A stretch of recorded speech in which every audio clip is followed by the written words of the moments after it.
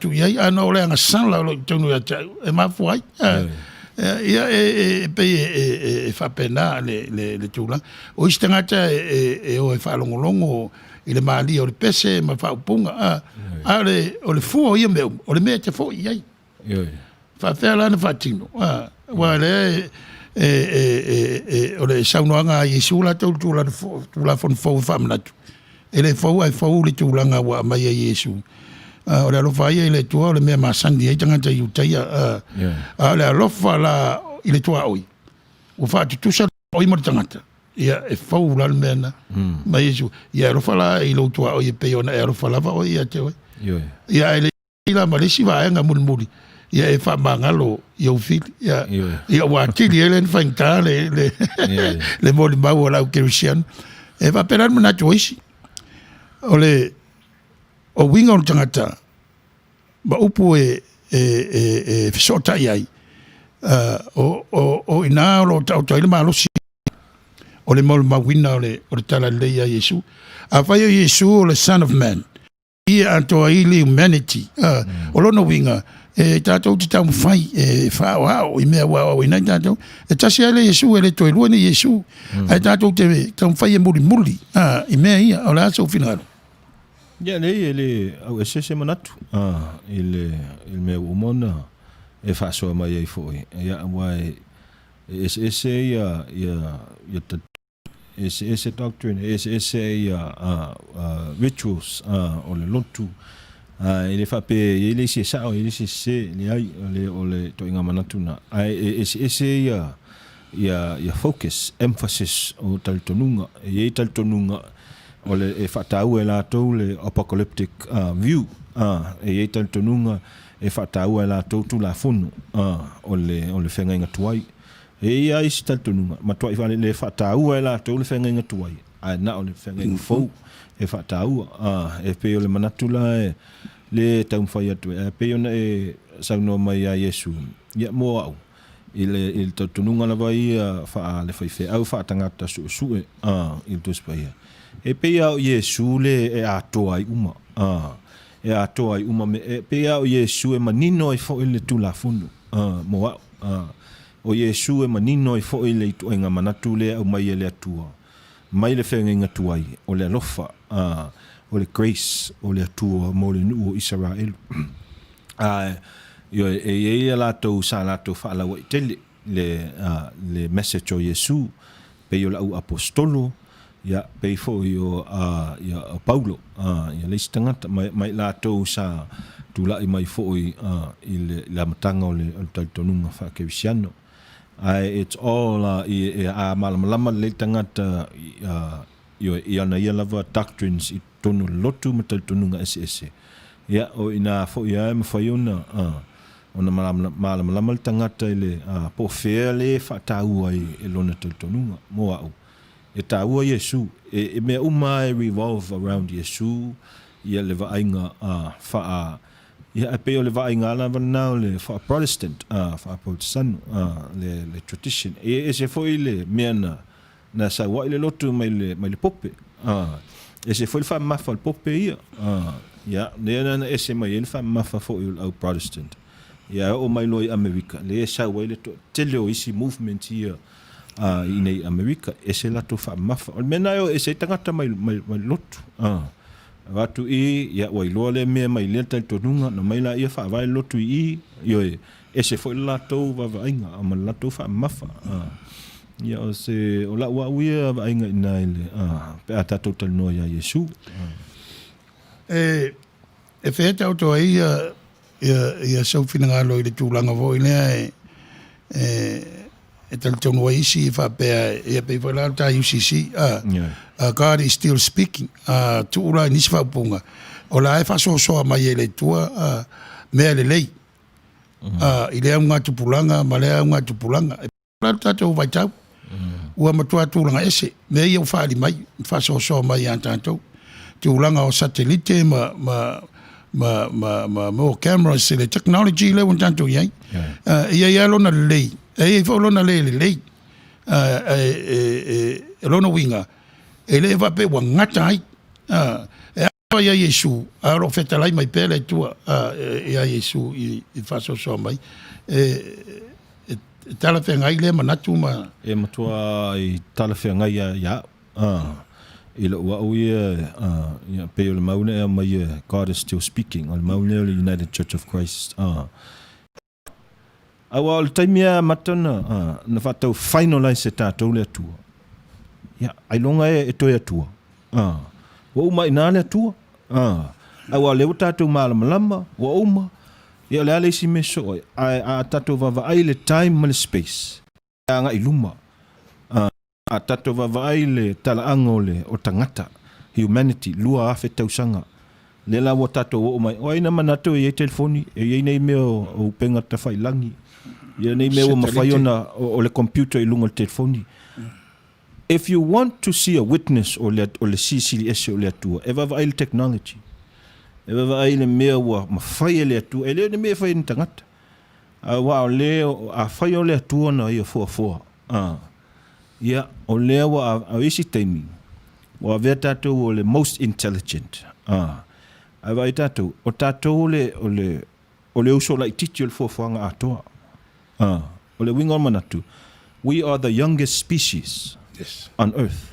e mua mosquito e mua ia I o le sami e uso lai titi tātou fuafuanga atoa ava ai le mea wa fua I mai le atua le whai ai o le tangata mea wa whaia e mea le wa whai le tangata e fo I mea wha le tonu wa whai le tangata ma le whai ai ia wa sau no nei la le tūlanga le o le intelligent ba pe tasi le fina nga lo whainta ai le tūlanga o le whamai ona wa ese le ai va porkiki ese le vai va science wa avai o le atamai le tu ele tu I fo mai mo science awale le leila o tele o tangata ia e va pe vo I tūlanga o technology ma le kana mima me uma tātou no la fetalai mai faso so mai ele tua a li liu roa I mea e manatu tangata e manui ai nau ia pe o na le tau whale tonu ai tūlanga pe o na whērua rua ai ai le tūlanga o whamai mo tātou a lunga sau I lalo ia le vau ato e lockdown le tātou stete tua ia isi stete a mea lava le tātou tūmaro I LA o le lava e whaali mai a whai numera ia wa mata na to tapunia isi sauninga e be ona sa fono fono mata we ka le si no tulanga ne be en fal mai el tanto kovana ia mai se por supervisor si on sui ia mal meia o ele la ya ta tau ai la rone e be la umi mata milo fam talanga ai e o ai la tamai le e ngaru e ia fo mai ma science ma technology o me uma mai ele tua wal man wi o tangata a wai le ilo ia me ia so ma vai pe na sa no le ilo ele se tamai tua le tua tatou is large even ele tala da to ele mfai upu matana even our words fall short le ia fa matalanga o tangata ina ia malam ol tus pa that's the only way mfai no fa matala tatou le tua ele fa pe ato to ina ia malama a fa pe tātou o le atua o le mystery ele mwhaina na tātou whape wa atua toa I le tuspa I le atua no wa atua toa I le tātou vavainga wha le talaanga o le lanolangi wha le talaanga o Israelu wha le talaanga o le ngā luenga tā lai o Yesu Keriso mō tātou tangata I nei o le tangata o teltunu ele na tātou le nei I lalangi a tātou va ai le vani mo nimo a toa mo pa neta e miliona ele whain tātou wha pena tātou but o le mele wa iei mo tātou il taimini ina ia malamalama I fo I tātou e se isi tu o le tua moa ua ia e sa o le ia le to enga manatu e whaali fau mai ale atua o sia generation ma lea o ngā tupulanga e sinta mai mea mai ale atua ia e wha mea lofa mai ale atua mo tātou mana ilo sa noanga mana I vo I le whina ngalo I le vai whātua I le tuspa ia wa e manatu vo I o nisi o lau Kerusiano o lau wanta mai o le tuspa ia o le me fainga ruenga le tua Yeah. ele ma fai le tuspa ia ona loka le tua Yes, right. o tala wa mai i fisosani anta to le tanto fainga malang Yeah. ai fai sin tele le tua ia le la wa ve vani mulimo lua ia me ia anta to te va ia se fuanga ma le langa nei e tau mai ai e la le si winga o la usauanga ele na tatou le fofon e o al paneta le tatou te iai Yeah. ele na tatou e pe o tatou e la titi le tala le ai fa sai nisi le fofon ai e me tau tia me alo fa le tu tangata Yo. Ya ole mea ia ele. Wa au pe o lo wa ia manatu ia ele inta. Ele to inga mta pusisi le ta o eco theology. O la toula e manatu na fio mai Yesu ma le fina ngalo fo yo le atua. E tatou te uso. E tatou te e ele tatou va fe ngai. E taun tatou loa ma lau ele ma manu fetolofi manu felelei manu vai fa mata lon tatou alu ese mal to inga manatu na ona ina mo uie mata yon fa le tonu tangata. Once we move away from the mele ele tatou responsibility le lalolangi atoa na ele na o tangata na mata yon fa le anga tatou fofuanga le tua le tatou te fai te mini le tatou te vai el Pasifika fa le anga tatou le fofuanga o le tua sami e vai fo isa mo i neonas e sa e to e vai ni vai tafe e sa fo i to e vai ni ia mo ala vai fo i le kele ka ma ye kunga ma o i mako o ukule o soli e kele le kunga ka ma ya la vai vo i e wa ku ka mai ki e fanga ma o le ko vai o le se mea the changing wa makanga sui le fofuanga ongolo kaka ye voi mo isi moku pe o kuvalu ma solmonga wa makanga Marshall Islands yo wa makon mele ka o le rising sea so e kau voi nga kako vai how pe fa fia foi nga fa ali mele ku o nga voi lo ka ko lang sala fengi me o ka ko ang sala ia ile ku ka ko kele fa maong il ka ko wa mele ku le poko mo la ka mail kaka ai fa feng fa nga kaka tu o kako fa nga inga ia kausi le ele fo fa nga le ku o kako fa nga le poko mo la ka mai poko le ka o ka ko poko le anga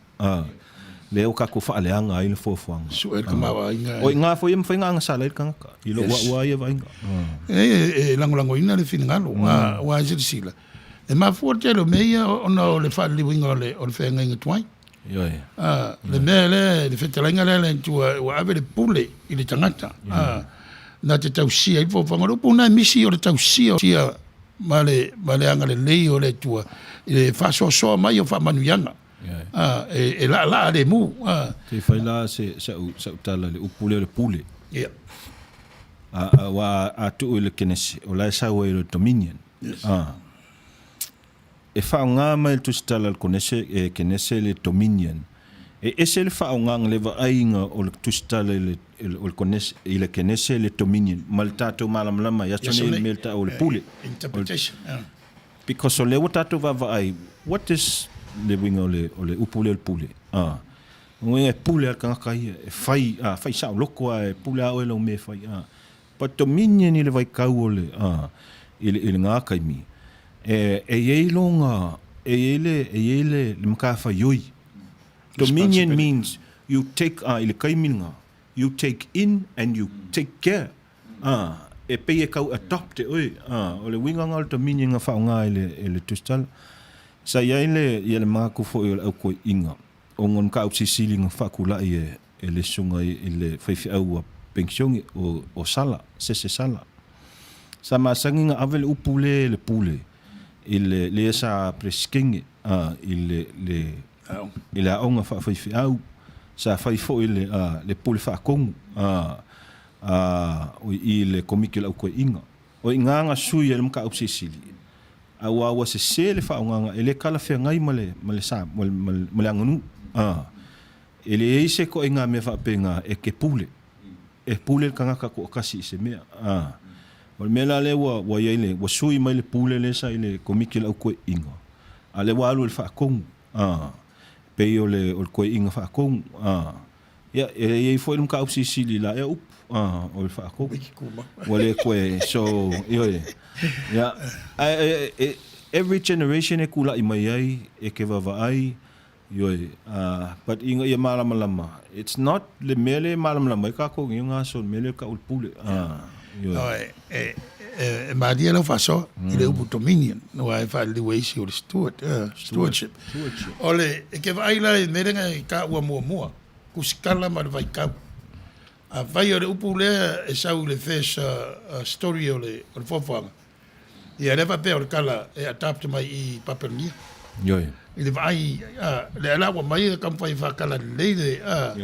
awai o le va le van ka le ko ya Samoa e le se pule e awa le ko pule awa o pule uma e ko ai loa le o la pule ngo swala pule ai le fai nga o se wa bio wa o ngala e fola pata ile le mkapu sisili o le ilo ura fa popo ko sai o la Samoa le e pe ka fe lo ile well, it's very harsh. Le mele ko inga mele ke pule. E pule le I mo ka winga ku le local ka upule ile ngana because language it impacts everything. So se me ka ko ki fa ia. E le ka u le ngana e fa nga ai e fa kingo ai. Aro fa tai la usunga va tonu ava pe e sa va popo ia ale ia. Ne ono ngana pe tala tu mai di whangai ngana upu tai. Tai o ainga, tai o e whangara pari ngo, pe la mo ngā luenga. E te pule lem ta ngā luenga. A o le pule a wau ai, e le o la isis, se tangata. I o le hau te lua. Ua e ai upu mana ia o le ngana, se umana amatula ia la ngai ne te upo ia fa manu o fanga na usunga al fatonu ai e ape a tato mapuane se pese e determine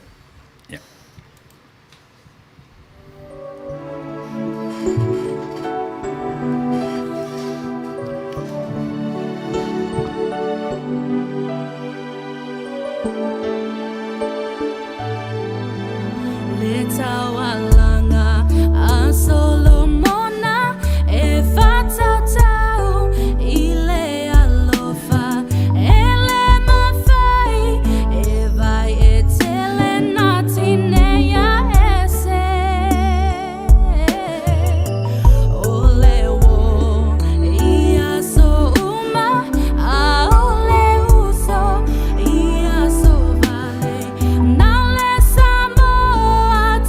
let's